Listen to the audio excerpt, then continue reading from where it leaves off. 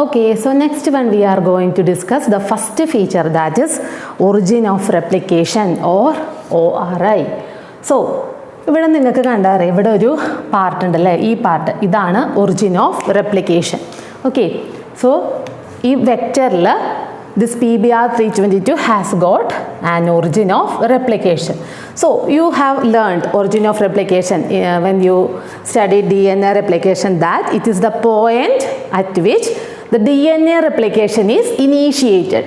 Okay, DNA replication start ചെയ്യുന്ന ആ particular point, that is origin of replication. So a plasmid should have an origin of replication. For what? The thing is that നമ്മുടെ D N എനെ, നമ്മുടെ decide D N എനെ നമ്മൾ insert ചെയ്യുന്നത് ഈ origin of റെപ്ലിക്കേഷൻ്റെ അടുത്തായിട്ടുള്ളൊരു റീജിയനിലാണ് ഇൻസേർട്ട് ചെയ്യുന്നത്. ഓക്കെ, ഒറിജിൻ ഓഫ് നമ്മളുടെ പർപ്പസ് എന്താണ്? നമ്മുടെ decide D N A replicate ചെയ്ത് ഹോസ്റ്റിൽ ചെന്നാൽ റെപ്ലിക്കേറ്റ് ചെയ്ത് multiple copies should be formed. Okay, for that purpose we are inserting this DNA near to the origin of replication. എന്താണ് അതിൻ്റെ പർപ്പസ്? കാരണം ഒറിജിൻ ഓഫ് റെപ്ലിക്കേഷൻ എന്നാണല്ലേ റെപ്ലിക്കേഷൻ സ്റ്റാർട്ട് ചെയ്യുന്നത്. അപ്പോൾ അതിനടുത്തുള്ള റീജിയൻസ് എന്താവും?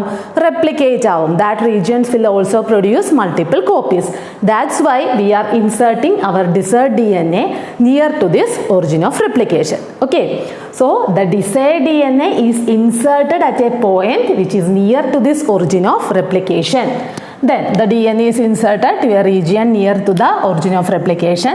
Then this vector is introduced into the host cell. നമ്മളിവിടെ ഇതാണ് നമ്മുടെ ഡിസൈഡ് ഡി എൻ എ. നമ്മുടെ ഡിസൈഡ് ഡി എൻ എ ഇവിടെ കൊടുത്തിട്ട് നമ്മൾ എങ്ങോട്ട് കൊടുത്തു? ഹോസ്റ്റ് സെല്ലിലേക്ക് ഈ വെക്റ്ററിനെ ഇൻട്രൊഡ്യൂസ് ചെയ്തു. വെക്റ്ററിൽ ആരുണ്ട്? വെക്റ്ററിൽ നമ്മുടെ ഡിസൈഡ് ഡി എൻ എ ഉണ്ട്. And it is placed near the origin of replication. Then once inside the host cell, this vector will start to replicate. Along with this vector, who will also replicate? The desired DNA which is near the origin of replication will also replicate. That's why we are placing this DNA near to this ori. Okay, so adana origin of replication the importance. That is, the DNA is inserted to a place near this origin of replication. Then another important thing is that this origin of replication also controls the copy number. How many copies should be produced? That is controlled by this origin. Okay, എത്ര copies produce ചെയ്യണം എന്നുള്ളതിനെ തീരുമാനിക്കുന്ന ആളാണ്, that is this origin of replication. So അത്രയാണ് first feature origin of റെപ്ലിക്കേഷൻ്റെ കാര്യത്തിൽ നമുക്ക് പറയാനുള്ളത്. Then second one is selectable marker.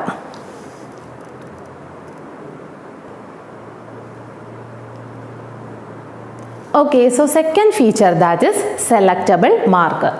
So selectable marker, the purpose of selectable marker is that it helps to differentiate between transformants and non-transformants. എന്താണെന്ന് പറയാം. അതിന് മുമ്പ് what is transformation? What you mean by transformation? Okay, so നമ്മൾ പറഞ്ഞു നമ്മൾ എന്താണ് ഈ ഒരു ഒറിജിൻ ഓഫ് റെപ്ലിക്കേഷൻ്റെ അടുത്തായിട്ട് നമ്മുടെ ഡിസൈഡ് ഡി എൻ എനെ ഇൻട്രൊഡ്യൂസ് ചെയ്തിട്ട് അതെങ്ങോട്ട് കൊടുക്കും? ഹോസ്റ്റ് സെല്ലിലേക്ക് കൊടുക്കും. ഓക്കെ, അതാണ് നമ്മൾ പറഞ്ഞ കാര്യം. ദെൻ ഹോസ്റ്റ് സെല്ല് എല്ലാ തവണയും ഇത് സക്സസ്ഫുൾ ആവണമെന്നില്ല. എല്ലാ പ്രാവശ്യവും ഈ നമ്മൾ കൊടുക്കുന്ന ഡി എൻ എ ഹോസ്റ്റ് സെല്ലിൻ്റെ ഉള്ളിലേക്ക് ചെല്ലണമെന്നില്ല. എന്തെങ്കിലുമൊക്കെ എറേഴ്സ്, ഹോസ്റ്റ് സെല്ല് അത് അക്സെപ്റ്റ് ചെയ്യാതിരിക്കും, എന്തെങ്കിലുമൊക്കെ പ്രോബ്ലംസ് അവിടെ ഉണ്ടാവും. എല്ലാ പ്രാവശ്യവും നമ്മൾ ഈ കൊടുക്കുന്ന ഈ ഡി എൻ എ ഹോസ്റ്റ് സെല്ലിൽ ചെന്ന് അവിടെ സക്സസ്ഫുൾ ആവണം നമ്മുടെ ഈ പ്രോസസ്സ് എന്ന് പറയാൻ പറ്റില്ല. So there will be transformants and non transformants. Okay, so transformation means a piece of DNA, the process of introducing a piece of DNA into a host bacterium. The process of introducing a piece of DNA to host cell or host organism. ഇപ്പോൾ bacteria ആവാം, animal ആവാം, plant ആവാം, ഏതും. അപ്പോൾ ഹോസ്റ്റിൻ്റെ ഉള്ളിലേക്ക് നമ്മളൊരു piece of D N എനെ കൊടുക്കുന്ന പ്രോസസ്സ്, അതാണ് ട്രാൻസ്ഫോർമേഷൻ. സോ ട്രാൻസ്ഫോർമേഷൻ നടന്നു കഴിഞ്ഞാൽ, ട്രാൻസ്ഫോർമേഷൻ നടന്നിട്ടുള്ള ഹോസ്റ്റ് സെല്ലിനെ നമ്മൾ എന്ത് പറയും? ട്രാൻസ്ഫോർമൻസ് എന്ന് പറയും. ട്രാൻസ്ഫോർമൻസ്. Then the cells in which transformation doesn't occur, they are known as non-transformants. Okay, so in transformants, this desired DNA which we have introduced will be present. അല്ലേ, ഈ DNA ഹോസ്റ്റ് സെല്ലിൻ്റെ ഉള്ളിലേക്ക് കടന്നിട്ടുണ്ടെങ്കിൽ അങ്ങനെയുള്ളവരെയാണ് നമ്മൾ ട്രാൻസ്ഫോർമൻസ് എന്ന് പറയുന്നത് അല്ലേ. അപ്പോൾ അവരുടെ ഉള്ളിൽ എന്തുണ്ടാവും, നമ്മൾ ഈ കൊടുത്തിട്ടുള്ള DNA ഉണ്ടാവും. Then in case of non transformants this DNA will be absent. നമ്മൾ ഈ കൊടുത്തേക്കുന്ന DNA അവരുടെ ബോഡിയിൽ അവിടെ ആ സെല്ലിൽ പ്രസൻറ്റ് ആയിരിക്കില്ല. Okay, so that is the difference between transformants and non transformants. So transformation, it is the process of introducing a piece of DNA into host. Based on this, if transformation has occurred, the cells are called transformants. If the transformation has not occurred, the cells are called non-transformants. ഇനി എന്താണ് selectable മാർക്കറിൻ്റെ ഒരു purpose? Okay, selectable markers are used to differentiate between transformants and non-transformants. ഇപ്പോൾ കുറേ പേര് ട്രാൻസ്ഫോർമൻസ് ആയിരിക്കും, കുറേ പേര് transformed ആയിട്ടുണ്ടാവും, കുറച്ച് പേര് നോൺ ട്രാൻസ്ഫോർമൻസ് ആയിരിക്കും, അവിടെ ഈ DNA ചെന്നിട്ടുണ്ടാവില്ല. അപ്പം അങ്ങനെയുള്ളവരെ തമ്മിൽ അവരുടെ ബോഡിയിലേക്ക് വെക്ടർ ചെന്നിട്ടുണ്ടാവില്ല. ഓക്കെ, അപ്പോൾ ഏതൊക്കെ സെൽസ്, ഒരു ഗ്രൂപ്പ് ഓഫ് സെൽസിലാണ് നമ്മളിത് ചെയ്യുന്നത്. അപ്പം ഏതൊക്കെ സെൽസ്, ഓക്കെ, ജീനിൻ്റെ ഏതൊക്കെ പാർട്ടുകളിലാണ് ഈ ഒരു ട്രാൻസ്ഫോർമേഷൻ നടന്നിട്ടുള്ളത് എന്ന് നമുക്ക് നോക്കണം. ഏതൊക്കെ ജീൻസിലാണ് ഈ ഒരു, ഏതൊക്കെ പാർട്ടുകളിലാണ്, ഏതൊക്കെ സെൽസിലാണ് ട്രാൻസ്ഫോർമേഷൻ പ്രോസസ്സ് നടന്നിട്ടുള്ളത്, അതറിയാൻ വേണ്ടി നമ്മളെ ഹെൽപ്പ് ചെയ്യുന്നവരാണ് selectable markers, or they are also known as marker genes. So ഇവിടെ 2 സെലക്റ്റബിൾ മാർക്കേഴ്സാണ് നമ്മുടെ PBR 322 പ്രസൻ്റ് ആയിട്ടുള്ളത്. One for ampicillin resistance. നിങ്ങൾ കേട്ടിട്ടുണ്ടായിരിക്കും ഈ പേര് ampicillin, it is an antibiotic. And one for tetracycline resistance. So selectable markers in the purpose എന്ന് പറഞ്ഞാൽ they are used to differentiate between transformants and non-transformants. Then the selectable markers or the marker genes we are using are mainly antibiotic resistant genes. Okay, antibiotic resistant genes. Antibiotic resistant genes. എന്തിനാണ് ഈ antibiotic resistant genes use ചെയ്യുന്നുള്ളത് next സെഷനിൽ പറഞ്ഞുതരാം. അപ്പം നമ്മൾ അത്രയും അത് നമുക്ക് ആ പ്രോസസ്സ് പറയുമ്പോഴാണ് ക്ലിയർ ആവുള്ളൂ. അപ്പം നിങ്ങൾ ഇത്രയും അറിഞ്ഞിരിക്കുക, ആൻറ്റിബയോട്ടിക് റെസിസ്റ്റൻറ്റ് ജീൻസ് ആണ് നമ്മൾ സെലക്റ്റബിൾ മാർക്കേഴ്സായിട്ട് യൂസ് ചെയ്യുന്നത്. ദെൻ അതിൻ്റെ പർപ്പസ് നമ്മൾ പറഞ്ഞു, ട്രാൻസ്ഫോർമൻസിനെ നോൺ ട്രാൻസ്ഫോർമൻസിനെ തമ്മിൽ ഡിഫറൻഷിയേറ്റ് ചെയ്യുക. That is the purpose of selectable markers. Then ഈ ആൻറ്റിബയോട്ടിക് റെസിസ്റ്റൻറ്റ് ജീൻസിൽ മെയിനായിട്ട് നമ്മൾ യൂസ് ചെയ്യാറുള്ള ആൻറ്റിബയോട്ടിക് റെസിസ്റ്റൻസ് എന്ന് പറഞ്ഞു കഴിഞ്ഞാൽ ജീൻസ് എന്ന് പറഞ്ഞാൽ genes which are resistant against ampicillin. Okay, ആൻറ്റിബയോട്ടിക്കിന് എതിരെ, ആൻറ്റിബയോട്ടിക് റെസിസ്റ്റൻറ്റ് എന്ന് വെച്ച് കഴിഞ്ഞാൽ എങ്ങനെയാണ്, ആൻറ്റിബയോട്ടിക് ഉള്ള സ്ഥലത്ത് ഇവർ ഗ്രോ ചെയ്യില്ല. That is antibiotic resistant.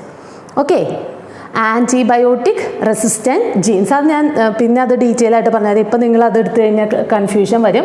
So antibiotic resistant gene ആൻറ്റിബയോട്ടിക്കിന് എതിരെ ഉള്ളവരാണ്. So antibiotic resistant genes. So മെയിനായിട്ടും അതിൽ ആൻറ്റിബയോട്ടിക് റെസിസ്റ്റൻസിന് നമ്മൾ യൂസ് ചെയ്യുന്ന genes ampicillin, tetracycline, chloramphenicol, kanamycin. ഇതൊക്കെയാണ് നമ്മൾ ആൻറ്റിബയോട്ടിക് റെസിസ്റ്റൻസിന് യൂസ് ചെയ്യുന്ന ജീൻസ്. സോ ഈ പർട്ടിക്കുലർ കേസ് PBR 322 കേസ് പറഞ്ഞു കഴിഞ്ഞാൽ ഇവിടെ 2 ആൻറ്റിബയോട്ടിക് റെസിസ്റ്റൻറ്റ് ജീൻസ് കാണാം. ഒന്ന് ampicillin resistant gene, tetracycline resistant gene. So അതാണ് ഇവിടുത്തെ 2 ആൻറ്റിബയോട്ടിക് റെസിസ്റ്റൻറ്റ് ജീൻസ്. ഇനി നിങ്ങൾ നിങ്ങളുടെ ടെക്സ്റ്റിൽ എനിക്ക് തോന്നുന്നു പേജ് നമ്പർ 199 ഈ ഒരു PBR 322 ഫിഗർ ഇമ്പോർട്ടൻ്റ് ആണ്. അതിൽ നോക്കിക്കഴിഞ്ഞാൽ ഇത്രയൊന്നും അല്ല, കുറേ എൻസൈംസിൻ്റെ പേരുകൾ. ഇവിടെ ഞാൻ ജസ്റ്റ് ഒരു ICOR1, BAMH1 അത്രയും ആണ് ഇവിടെ എഴുതിയിട്ടുള്ളൂ. കാരണം ഈ ബോർഡിന് അത്രയും സ്ഥലമാണുള്ളൂ, പിന്നെ ഒന്നും എഴുതാൻ സ്ഥലം ഉണ്ടാവില്ല, മുഴുവൻ എഴുതി കഴിഞ്ഞാൽ. സോ നിങ്ങൾ ടെക്സ്റ്റിൽ നോക്കണം. ടെക്സ്റ്റിൽ നോക്കുമ്പോൾ കുറേ എൻസൈംസിൻ്റെ പേരുകൾ PVU, PST, BAMH1 കുറേ എൻസൈംസിൻ്റെ പേരുകൾ, അതെന്താണ് കാണിക്കുന്നത് എന്നുള്ളതാണ് നെക്സ്റ്റ് നമ്മൾ പറയുന്നത്. കുറേ എൻസൈംസിൻ്റെ നെയിംസ് അവിടെ കാണാം. ഓക്കെ, അതിന് മുമ്പ് selectable markers, 2 types of selectable markers are present in PBR 322. First one is ampicillin resistant gene and second one is tetracycline resistant genes. So that is all about selectable markers. So what is the purpose of the selectable markers? Selectable markers will help to differentiate between transformants and non-transformants. Then the selectable markers we are using are antibiotic resistant genes that mainly include ampicillin resistant genes, tetracycline resistant genes, chloramphenicol resistant genes and kanamycin resistant genes. So in this particular vector, that is PBr322 plasmid vector, we have got two selectable markers. One is ampicillin resistant gene and second one is tetracycline resistant gene. ഇതൊക്കെ important ആണ് കേട്ടോ. PBr322 ഏതൊക്കെ jeans ആണ്, ഏതൊക്കെ antibiotic resistant jeans ആണ്, അല്ലെങ്കിൽ ഏതൊക്കെ selectable markers ആണ് അവിടെ ഉള്ളത് അതറിഞ്ഞിരിക്കണം. രണ്ടെണ്ണമാണ് ampicillin resistant gene, tetracycline resistant gene. പിന്നെ ആ പേജ് നമ്പർ 199 ഫിഗർ എല്ലാവരും നോട്ടിലേക്ക് എഴുതുക. അതുപോലെ തന്നെ ആ ഫിഗർ നന്നായിട്ട് വരച്ച് പഠിക്കുക. ഓക്കെ, നിങ്ങളുടെ പ്രാക്ടിക്കലിനും ആ ഒരു ഫിഗർ ഐഡൻറ്റിഫൈ ചെയ്യാൻ, അതിൽ ഓരോ സ്ഥലത്തും ഏതൊക്കെയാണ് വരുന്നത് എന്നുള്ളത് കൃത്യമായിട്ട് ഐഡൻറ്റിഫൈ ചെയ്യാൻ അറിഞ്ഞിരിക്കണം.